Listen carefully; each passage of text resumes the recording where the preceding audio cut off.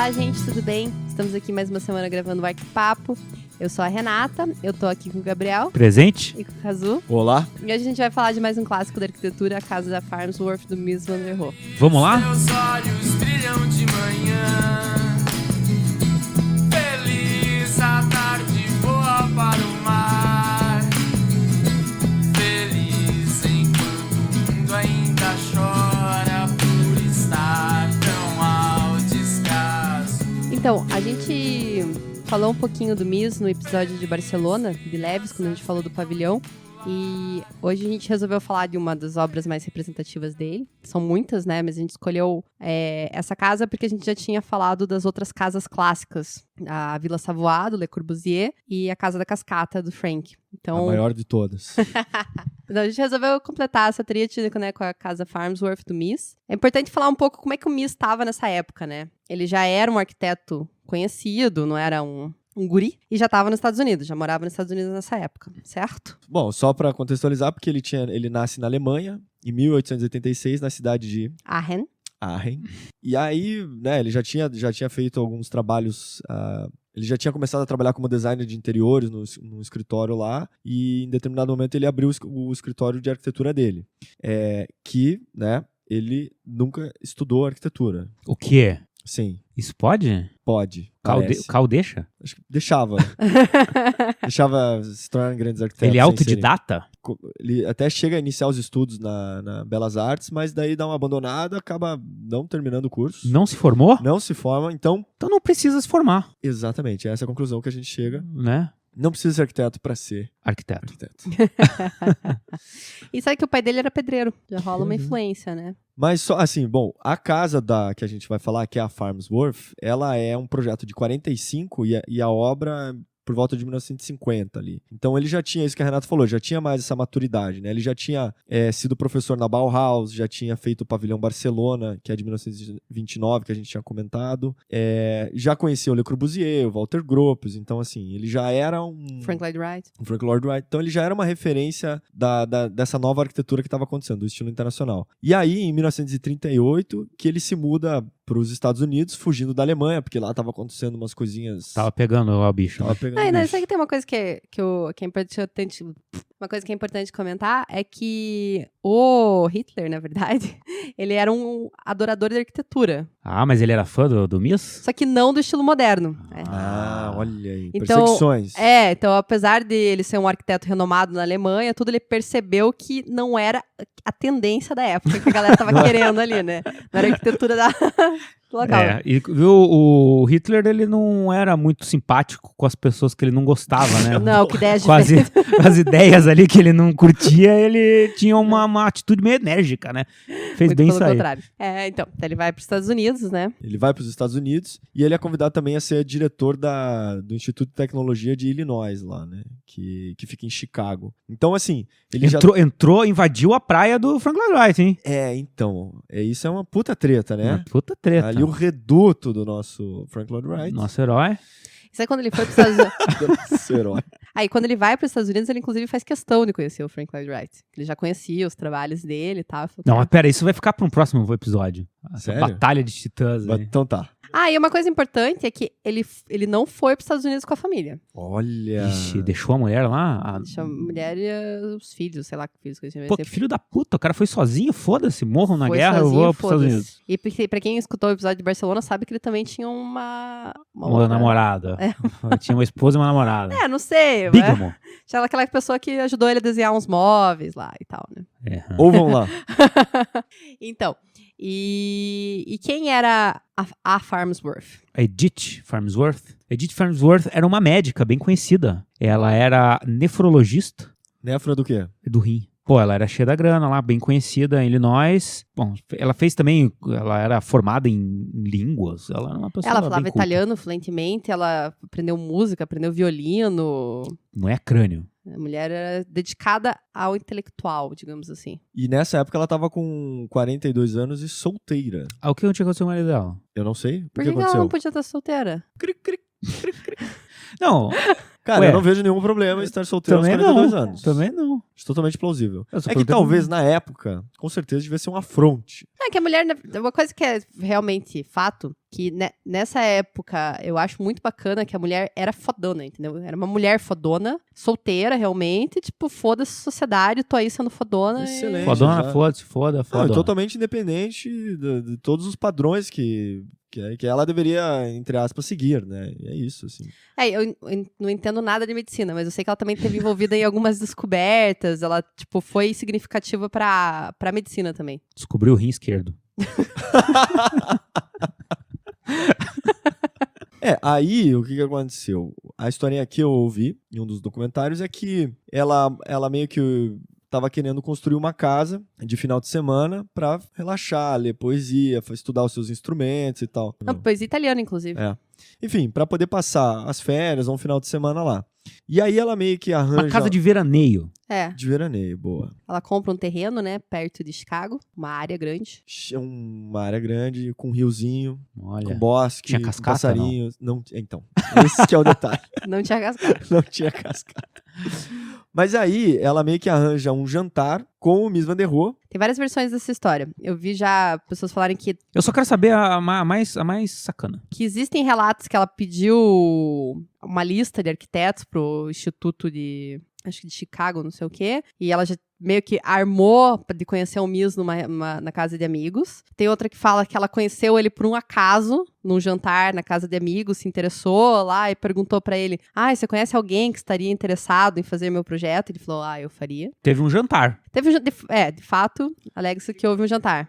Mas a questão é que nesse jantar, o Mies já era conhecido, né? E ela também gostava de conversar, falou que ficou muito tempo conversando com ele, e ele não respondia. Ela chegou... Ele tava quietão, tava na dele. Fumando seu charuto. Fumando seu charuto. Ela chegou a achar que ele não falava inglês. Ele só falava isso. Mas daí quando chega no final da conversa, ela fala, olha, comprei uma área muito legal aqui perto de Chicago, você conhece alguém que faria? Ela tava achando que o cara não falava inglês e continuou, né? Comprei uma área aqui de Chicago, aqui um terreno. Teria alguém, de repente, no teu estúdio lá que estaria interessado em fazer o projeto da minha casa? Eu faria. Eu vou fazer. Há projeto pra você.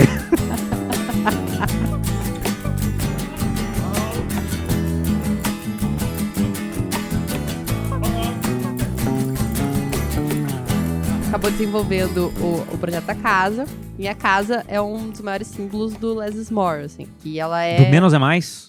Que é pura... Espartana. Mas, descrevendo brevemente a casa... É uma casa de vidro. É uma casa Não de tem vidro. parede na casa. Bem breve essa descrição. Ok. Esse é o negócio. Pilarzinho branco, solta do chão, um patamar ali, uma praça de entrada, uma laje plana em cima, toda branquinha, sem paredes, vidro para todos os lados. Então, o material de escolha do Mies para essa casa era o material que ele dominava bem, que era o aço. Ele Aço e vidro, essa combinação de aço e vidro que ele dominava muito bem. Então, eles são 8 pilares de aço que sustentam 2 lajes, né? Que é a laje de piso, que fica suspensa do chão, e a laje de cobertura. Então, com esses 2 planos. O Mies perfeccionista, como ele era tido, as soldas são lixadas, todos os acabamentos são perfeitos, para ter mais ainda nessa pureza, né? Por dentro dessa estrutura tem esse invólucro todo de vidro, então para ter esse envolvimento máximo entre a relação interna e externa da casa. E no centro, né, são as utilidades, assim. Banheiro, a cozinha também se desenvolve atrás, nesse eixo central. Esses têm parede, tá, pessoal? A cozinha não, né? Não, o banheiro tem. Mas são 2 banheiros, que centraliza toda a parte hidráulica no centro da casa. Né? Exatamente, e isso é legal de falar, porque inclusive essa parte de entrada de elétricas e esgoto, água, tudo é feito por um cano central no meio da casa, que fica bem no meio, que foi pintado de preto. Então, apesar da casa estar elevada, você não consegue ver o que é. Se você der uma agachadinha ali, você vai ver que tem um tubinho descendo ali no meio, embaixo da casa. Né? Que resolve essas questões. Essa questão da casa, ela está elevada em relação ao piso, não é só um capricho formal, assim, do desenho, né? Como fica na margem do rio. Ele viu que enchia de vez em quando o rio. Ele tem uma curva lá Era um de rio 100 urbano? anos, eles pegavam as marcas nos pilares das pontes. Então, eles calcularam lá e chegaram à conclusão que aquela altura que eles ergueram a casa seria suficiente pra... Que é mais ou menos 1,5 metro do chão, né? Exatamente. Então, daí esse regime de cheios que se achou na época. Depois, mais pra frente, a gente vai ver que não, talvez não tenha sido suficiente. Não, mas é que mudou várias outras coisas. Também. A cidade mudou. O meio ambiente, né? Poluição, rios urbanos. Global. Essa parte também central, que é onde estão os 2 banheiros, a cozinha, e essa parte no centro, que é uma parte de calefação, de infraestrutura da casa, assim e tal. Não tem muita divisão, mas assim, centralizando toda essa infraestrutura, você tem todo o perímetro livre para poder essa interação do vidro e a pessoa circulando e tá toda hora vendo a paisagem lá fora. E basicamente a divisão dos ambientes, né, a composição dos cômodos é feita só com divisão de mobiliário. Então você tem um acesso ali que é um terraço coberto. Aí você tem uma parte de estudos, que é na verdade uma escrivaninha, e uma sala de jantar. Aí você entra para uma sala de estar com uma lareira, que essa lareira está basicamente centralizada dentro da planta. Nos fundos você vai ter o quarto, né, que é uma cama. E aí a cozinha, que também é uma cozinha corredor. E tem o guarda-roupa da discórdia, né? E tem um guarda-roupa... Já chegamos lá. Então é o seguinte, é interessante assim, porque ele posiciona a casa no sentido leste-oeste, então ele posiciona o quarto na fachada leste, que é o sol da manhã, e o terraço no sol do oeste, que é o sol poente. E a fachada sul, que é a mesma fachada que dá a vista para o rio, em teoria, a fachada principal, né? Que é a sala de estar. Que é a sala de estar, exatamente. Então é onde se dá o acesso da casa e é onde tem a melhor vista. E a cozinha ele joga para o lado norte, que é onde tem a pior insolação e a vista não tão interessante. E é legal porque toda essa infraestrutura de banheiros, ela é levemente deslocada para privilegiar a sala de estar. Cozinha e o quarto um pouco menor, assim. O grande toque de mestre do Mies nessas é a composição, é essa visão de composição, né? Não é exatamente isso, não é no centro, é deslocado. O pilar não é nos limites também, ele também tem essa visão, né, seja de paginação de piso, até das peças de piso, as distâncias de laje, é tudo muito pensado, né? Então, mas às vezes a gente vê assim, essa coincidência às vezes do rejunte das peças com os perfis metálicos e tal. E aí parece que meio que, ele teria que colocar isso centralizado, toda essa estrutura. E na verdade não, né? Ele pensa também na funcionalidade. Então, tem todo esse caráter estético, que é o que dá o grande refinamento para a obra, ao mesmo tempo em que ele também se preocupa com algumas questões funcionais. Tem outras questões que ele não se preocupou, mas em algumas sim. Uma coisa que eu achei interessante também, que eu tava vendo sobre a casa, é que claro que a configuração das estradas que tem lá hoje é um pouco diferente da que tinha na época. Inclusive, inclusive a Farnsworth, ela teve uma discussão com o governo, onde ia passar a estrada, onde não ia. Mas a vegetação hoje lá, se você ver no Google Earth, é bem coposa, assim, né? Bem fechada. Bem fechada. Então dá uma certa privacidade à casa. E na época, ele era o campus de milharal, assim, então era tudo muito mais baixa. Inclusive, ela fala que quando ela chega da estrada, dava pra ver a cozinha dela. E ela não sabia onde ela pôr lata de lixo. Deixa eu perguntar uma coisa. Não tem garagem essa porra? Não tem garagem. Pois é, né? Não tem garagem, não tem uma calçadinha pra você chegar até ali. Tipo, ficar perdida no meio da grama mesmo, assim, né? Isso, exato. Pisar na poça. Exato. Pode parecer que ela seja tipo um elemento branco totalmente destacado da paisagem. Mas eu acho que a maneira como ele vai integrando com a natureza só é um pouco diferente do que o Frank Lloyd Wright fazia. Ela não ofende a natureza, né? Ela não é ofensiva naquele contexto. Claro que o Frank, ele usando revestimentos naturais, essa mimetização é muito mais completa, né? Mas a ideia de usar o vidro como fechamento da casa era justamente de proporcionar uma integração maior entre a casa e a natureza, e principalmente entre o usuário da casa e a natureza, né? Era para a pessoa realmente se sentir no jardim.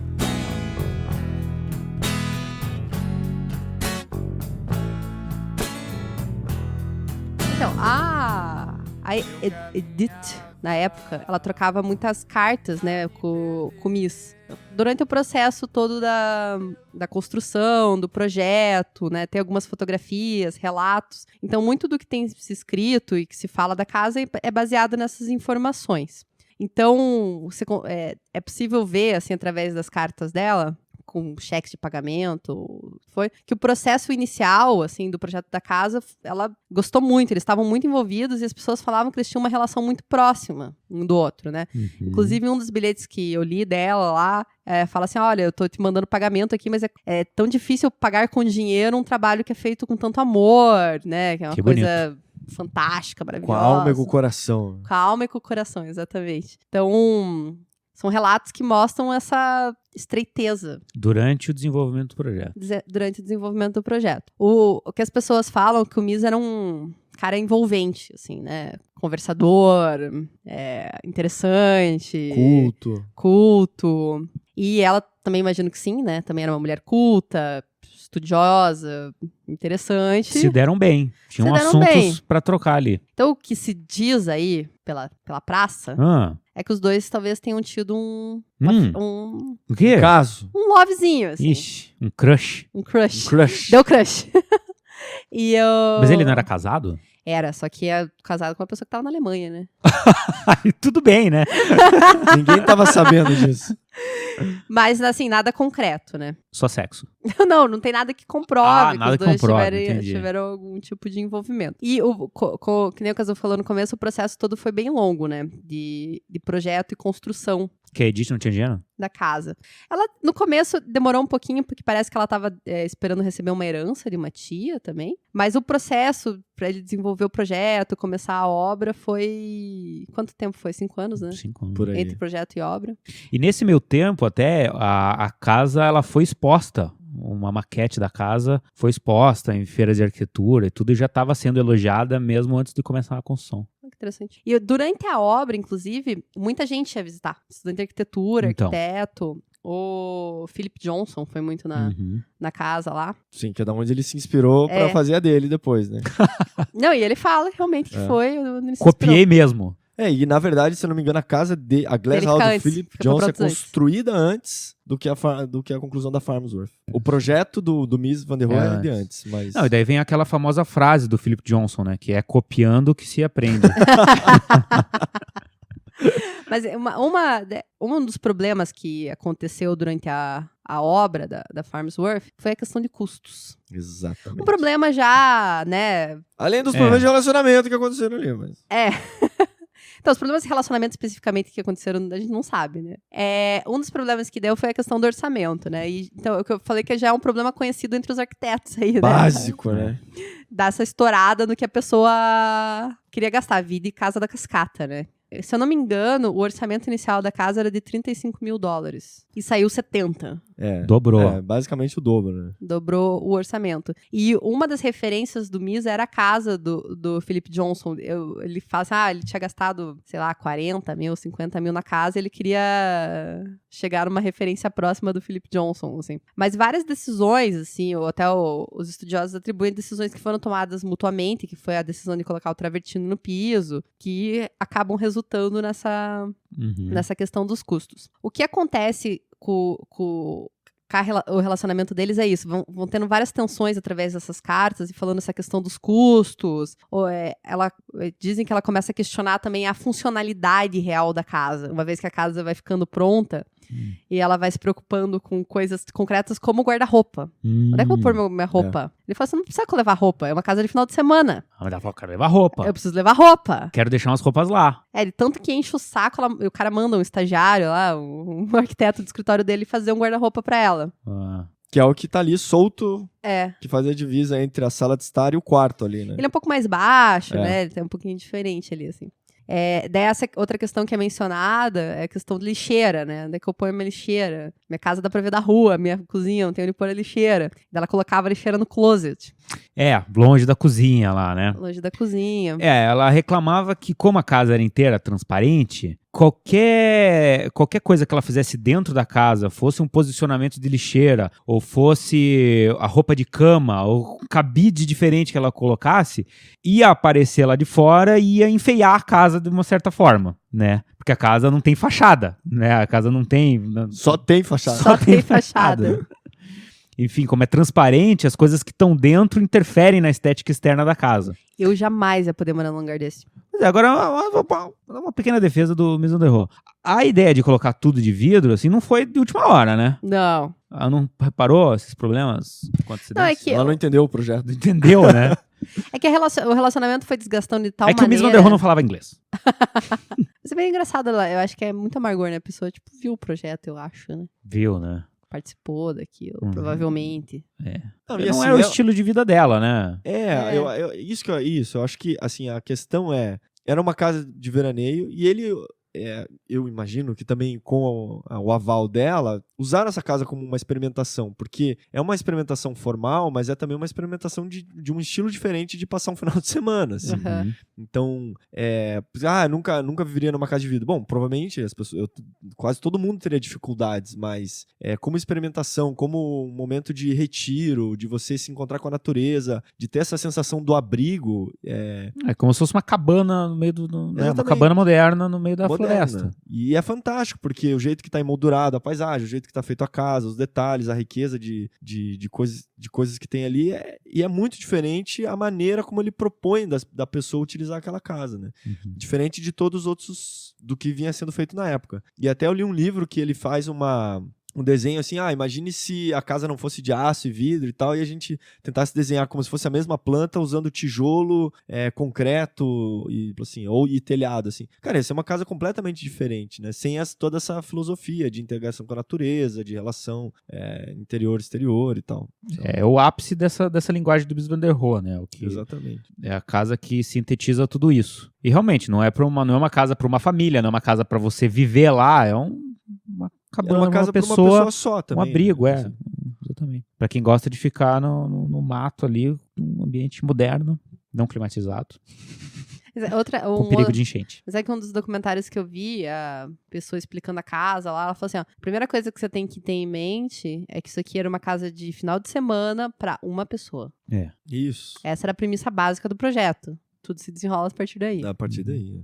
O relacionamento deles foi desgastando de tal maneira ao longo do processo, assim, que daí eu acho que, sabe, quando começa a botar... Azedou o caldo. Aí começa a botar problema em tudo, não tem mais É. nada que goste, né? E tem uma das cartas dela mais pro final da obra, que ela fala assim, eu não autorizo você mais a gastar nenhum dinheiro. Ixi. Acabou, não tem mais dinheiro nenhum. E ele já tinha acertado, não sei se tinha acertado com ela ou não, e processa ela. Ixi. Ele que processa ela primeiro. Ele que processa, esse que eu... Não vai me pagar? Então vamos lá. Ele que processa ela. E ela contra-processa ele, não sei se esse É. Ela contra-processa ele, falando que ele gastou mais do que o orçamento original e começando a questionar as habilidades dele como arquiteto, em função dessas decisões pouco funcionais, talvez, da casa. Caraca. Mas ele ganha todos, né? Ele ganha depois, mas mas o que acontece? Ela que rola ali, né? O pessoal da fofoca fala. Eu quero saber das fofocas. Não quero Pessoal- saber o que aconteceu de verdade. O que o pessoal da fofoca fala é que quando ela descobriu que a casa não vinha com o arquiteto, Nossa. não, é a fofoca. Inclusive tem uma peça de teatro que foi feita nos Estados Unidos que rola uma É? parada, assim. Ah. Mas enfim, Where's my architect? é tipo isso.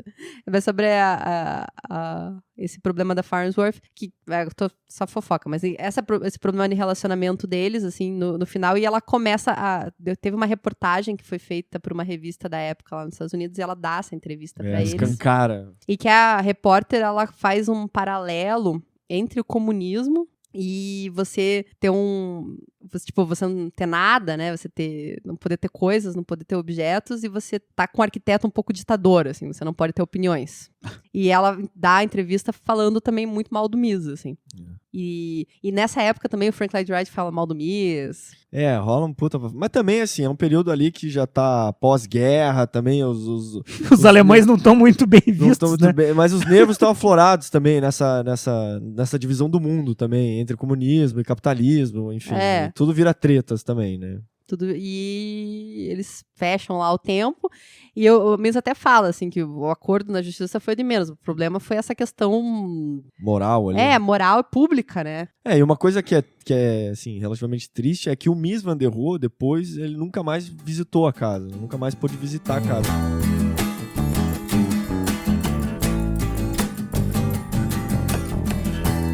Então, mas de qualquer maneira, apesar dos pesares, processos, falar mal pra caralho, ela passa a ir pra casa, depois de um tempo. Eu acho que ela recebe a chave da casa em 51. E depois, nas memórias dela que ela escreve, ela fala que quando ela passou a primeira noite na casa, ela percebeu que ela ainda ia precisar investir muito dinheiro pra casa se tornar habitável. Assim. Caraca. E... Pra quê? Queria colocar não uma sei. garagem, Talvez. ar-condicionado. Ar-condicionado, uma das questões, porque não tem muitas janelas que abrem lá na casa, né? Os vidros são Que ironia! Não, na verdade, isso é um detalhe importante, né? Na verdade, só tem 2 janelas basculantes que abrem na casa, que ficam do lado do quarto. E daí ela alega que são completamente insuficientes pra ventilar uma casa, né? Tipo... eu acho que ela tem um pouco de razão. Ela até tem, né? Não, E- assim, a lista de coisas que... Pode falar mal já? Sim, tudo, Pode. qualquer coisa. Ó, Mas é que a casa era muito quente no verão O conforto térmico era uma parada e muito frio no inverno. e muito frio no inverno, porque realmente não tinha jeito. Só tinha essas poucas janelas. A calefação que ele tinha instalado também era insuficiente. A lareira não funcionava direito. Então, tava muito mais como um elemento decorativo.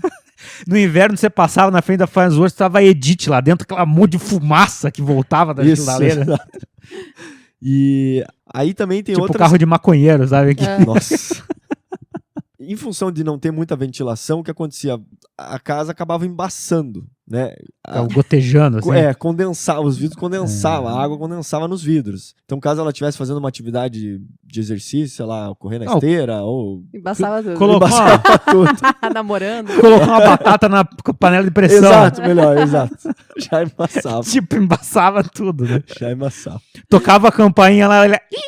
assim, tipo, limpando o vidro, assim, quem é? Não, e além daí também de ter problemas na cobertura, que davam goteiras, que isso é clássico de qualquer arquiteto também. Os clássicos. Dos modernos. Por isso que Os eles são clássicos. Dos clássicos. Clássicos dos clássicos. E quando ela vai morar, isso que a gente falou da casa já ser muito famosa, então assim, além dela ser uma casa de vidro, né, que já não tem privacidade. Rolava os Tinha stalkers um monte de filha arquitetura. da puta lá Porra, exatamente, cara. que ia tirar foto da mulher. A mulher saindo do banho de toalha lá, e um cara lá, Da cachá. casa, não era nem da mulher. Era da casa, é. Mas Era era assim, grande parte de estudantes de arquitetura ou arquitetos que queriam conhecer a casa, só que a senhora Edith Farnsworth estava usando, né? Então ficavam lá como stalkers. Inclusive, o stalker. neto dela Paparazzi. fala, né? O neto dele, do Mies van der Rohe. do Mies, quis conhecer a casa, foi com os amigos lá fazer arquitetura e tal. Pra conhecer a casa e ela ficava olhando de binóculo, assim, eles iam pra lá, não conseguia chegar perto da casa. A alegria da velha também era ficar nessa, né? Caçando os paparazzis. Os estudantes lá. Não, porque assim, eu imagino que tem essa questão altamente complexa da privacidade dela e tal, mas se é uma casa que ninguém tá nem aí, né, é mais fácil viver, mas então esse complicador também vai irritando ela, porque ela tá ali no momento de lazer, de prazer, e todo mundo quer ficar vendo a casa e tirando foto, então também acaba perdendo ainda mais a privacidade, né, que ela já teria pouco. E sabe que a primeira vez que entra água, ó, já o spoiler aqui, mas sabe que a primeira vez que entra água na casa, na cheia do rio, ela ainda é dela a casa.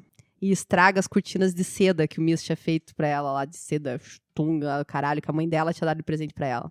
Então, lá pelas tantas, o governo quis passar uma rodovia ali pela propriedade dela, e ela começou em negociação, pediu pra não passar pra lá, que ela doaria parte da propriedade, que não era pra passar ali do lado, e o governo falou, não quero, fudeu, vou ter que passar uma rodovia aqui perto. Que daí fica mais perto ainda da casa, né? Mas de qualquer forma, a vegetação tá bem densa, assim, hoje em dia.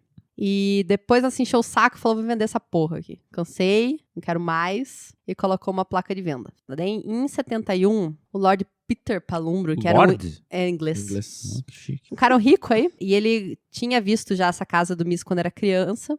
Já tinha ficado com ela assim, ó, puta que legal.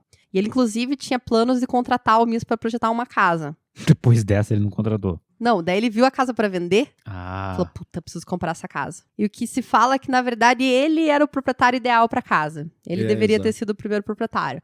O cara, tipo, comprou a casa, fez uma restauração de $500 mil, assim, enorme na casa, colocou um monte de obra de arte, colocou o mobiliário que o Mies teria... Tirou o tapete de oncinha que a Edith tinha colocado. Tirou o lençol pendurado da... Cortina de bambu. E fez uma restauração de acordo com o que deveria ser. Tanto que daí nesse momento que ele também entra em contato com o neto do Mies van der Rohe para poder também deixar o projeto, ou quer dizer, a casa o mais próximo daquilo que seria o pensamento que o Mies tinha em relação à casa, as decorações, os objetos e tudo mais, né? Inclusive o neto do Mies, ele comenta que ele chegou a comentar com o avô por que você não compra casa quando tava vendo? O cara falou, tipo, não. Tem ódio. Agarrou, sabe Pegou aquelas obras, raiva. aqueles projetos que a gente agarra... Roupa. rancor? Sei. Ele quer passar na frente? Uhum. E assim, só pra até ajudar o Miz, assim, uma coisa que... Ajudar o Miz. Não, que quando o Palumbo assume, compra a casa, ele instala um sistema de ar-condicionado na casa. E falou que assim, lógico, que arrumou goteira, outras coisas e tal, mas ele falou, com a instalação do aparelho de ar-condicionado, a casa Ficou tesão. ficou animal, assim. Então, era isso que de alguma maneira faltava pra ela, né? Porque realmente não tinha muito conforto térmico até então, assim. Então, daí esse cara, ele era não só um admirador de arquitetura e do Miss, ele era um admirador de artes também. Então ele tinha um grande acervo, um colecionador de artes. Então muita coisa ele colocou na casa depois do restauro, né? Que ele já tinha. E depois que tava tudo certinho, depois de um tempo, o rio encheu muito. Encheu muito. Sério? Muito mesmo. Passou 1,5 metro ali do primeiro... Passou o primeiro piano nobre, passou o segundo piano nobre e chegou na metade da casa. Caralho. E lavou. Já foi-se as Mona Lisa do Daí cara. quebrou o vidro e Quebrou o aquário. as obras... E as obras de arte, o cara perdeu. Mas perdeu tudo, né? Puta Destruiu que a pariu. casa. Então vai lá o cara gastar dinheiro de novo. Não, ele vai lá e restaura toda a casa de novo. Restaura né? a casa outra vez. Porque... Tá sobrando dinheiro. É que dizem que também nos últimos anos tiveram mais alagamentos, assim, com maior frequência. E uma das justificativas é porque a cidade de Chicago cresceu muito, tiveram alguns problemas com o rio, de ocupação, etc. Então, o rio também mudou um pouco a sua personalidade, digamos assim. Ah, Então, ele se revolta com mais frequência agora. Então esse cara fica com essa casa por bastante tempo, né? Restaurou 2 vezes, investiu aí uma grana na casa. E ele, no final da vida, ele tá com problemas de saúde, também já não tá tão rico, né? Ele resolve vender a casa. Vou vender a casa, tem que vender a casa, não Preciso fazer dinheiro. preciso fazer acontecer, né? E coloca a casa pra vender. A galera de preservação do patrimônio lá de Chicago falou, porra, acho que precisamos comprar essa casa. essa casa é importante. Essa casa é importante. E foram lá falar com o cara. É que a primeira preocupação era assim, é alguém assumir aquela casa, comprar a casa, e aí acabar mudando toda a decoração e talvez Descaracterizar. descaracterizar. E perdeu a importância que é a casa. E o outro problema... Botar a casa num caminhão e levar embora. Cacete, pô. Então, essa associação de preservação lá de Chicago foi lá e tentou comprar a casa do cara direto. Fizeram uma oferta do dinheiro que eles tinham lá. O cara falou, não, isso aí Tá Fichinha. muito baixo. tá muito pouco. Só no que eu investi depois da última enchente aqui não paga. Não paga nada, né? Não, vamos ter que subir isso aí, né? E resolveu se levar a casa a leilão, porque ele queria levantar esse dinheiro rápido. E na divulgação, inclusive, do material de leilão, foi feito um videozinho mostrando como desmontar a casa. É verdade. Olha só. Como que você desmonta a casa do Miz e leva para outro lugar? Olha só. E o cara fica, porra, não tem como. Você levar essa casa para outro lugar, você tira ela do contexto. Ela funciona aqui, com essa paisagem, com essa implantação. Essa elevação da casa é aqui, por causa da cota do rio. Você vai colocar isso em Sim. outro lugar. O alagar que é legal. Por causa da cota do rio, que sempre passa 1 metro dessa elevação. A gente tem que manter aqui, com certeza. Então era uma preocupação muito grande. E eles começaram essa campanha de arrecadar grana de geral. Olha só. Primeiro crowdfunding. Só que não foi fácil, né? Não. Do crowdfunding. Eles começaram a levantar o quanto eles achavam que a casa ia valer lá no leilão. Levantaram dinheiro pra caralho, participaram do leilão. Um cara lá ainda deu uma inteira na hora lá. Puta, Não, sério? O leilão tava acirrado ali aos 45 segundos do tempo. Algum dos participantes do Instituto Príncipe do Sudão foi lá do e... petróleo, sei lá. E aí teve que botar uma grana mais forte pra soltar o último lance e daí levar o... Foi vendida por milhões no leilão lá e eles conseguiram arrematar a casa. E ficou onde ela está Porra, até hoje. graças a Deus. Então, pra quem quiser visitar, lá tem umas visitas, tem que comprar o ingresso com antecedência e tal, e ela fecha pro inverno. Então, hoje, quando esse episódio tá indo ao ar, fechou já. Pô, que merda! Fechou ontem, domingo. Mas no verão reabre, Não, acho daqui que a março, 6 meses aí. Não, é o seguinte, vai se preparando. vai se Boa. organizando Hã? pra isso. Mas eu vi que eles organizam umas visitas noturnas na casa também. E dá pra Porra. casar lá, né? Ah, dá pra você alugar a casa É pra mesmo? Dá pra evento. casar Dá lá? pra casar na família. Tipo show do Elvis Presley, cover, assim? Tá, tudo. até vivo se quiser. Mas eles têm várias atividades culturais lá na casa também. Tem o Instagram da Farmsworth, é bem legal de seguir, daí tem Olha, essas atividades. sério? Uhum. Não, e você falou de fotos também, vale a pena. Essas fotos são fantásticas. Dos alagamentos, de ver a Farmsworth, assim, na metade com água Caralho. e toda embaçada. Também tem várias fotos interessantes, assim, de podres da casa, que é legal. Ou não legal, talvez, da minha parte. Dark Side.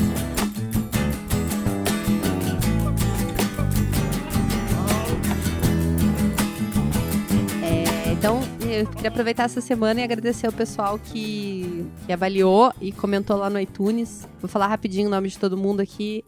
Andréia, Fernanda, Senhor da Verdade, Mr. Pobre Teto. Pobre Teto. Pobre Teto, whatever. Senhor da Verdade? Senhor da Verdade. Pô, valeu, Senhor da Verdade. Sua opinião vale muito, né? Então, Mr. Pobre Teto. Excelente. Chevidal, o pessoal que comentou essa semana no iTunes, que foi o Thiago Alexandrino, que ele falou que é nostálgico, que lembra pra ele os tempos de faculdade, que é bom tanto pra quem tá estudando e quanto quem já saiu do mercado. Que já saiu do mercado? Quem saiu para o mercado, né? Quem desistiu da Já saiu do mercado. Puta, mas faltou comprar o amaciante. Põe o Arquipapo no fone de ouvido e volta no mercado. E a Patrícia Moura, que também comentou essa semana, que é uma abordagem leve sobre os temas de arquitetura, né? Que não é tão rígido, que é descontraído, que parece que ela tá junto com a gente num bate-papo, assim. Que bom ouvir isso, porque é isso que a gente quer fazer. Isso aí. Vamos tomar cerveja. Chega aí. Quem puder continuar mandando comentários no iTunes aqui e avaliando pra gente, ajuda bastante. Também temos comentários no Instagram, só mandar um abraço pra Josiane Alves, que comentou no episódio de Rios Urbanos, que falou que também que BH, enquanto cidade planejada, também ignorou toda a rede hídrica e sofre até hoje com os seus efeitos, principalmente nas épocas de chuva. Que começam agora. Exato. Cuidado, BH. Então, gente, pra quem não conhece ainda, a gente tá no Facebook, no Instagram, começando no Twitter. E nosso e-mail é o contato@arquipapo.com.br. Se você quiser explicar pra gente como funciona o Twitter, por favor, mande e-mail para esse e-mail que a Renata falou. E no nosso site, arquipapo.com.br. Beijo. Valeu. Falou! A carona que eu peguei pra sair do lugar é a lua que se vê através da janela. De onde é que tá a caixa d'água? Onde é que tá a caixa d'água? Boa pergunta. Onde é que tá? É todo mundo saindo pra curtir. Que é a Casa Farnsworth, do Misman... Casa Farnsworth, do Misman... Puta que pariu! E lá Isso são vai 5 derrubar. minutos do Kazuo editando. Pra chegar. Pra chegar. Se você não quiser saber sobre a casa e só quiser saber da sacanagem, pode diretamente parar. Mas o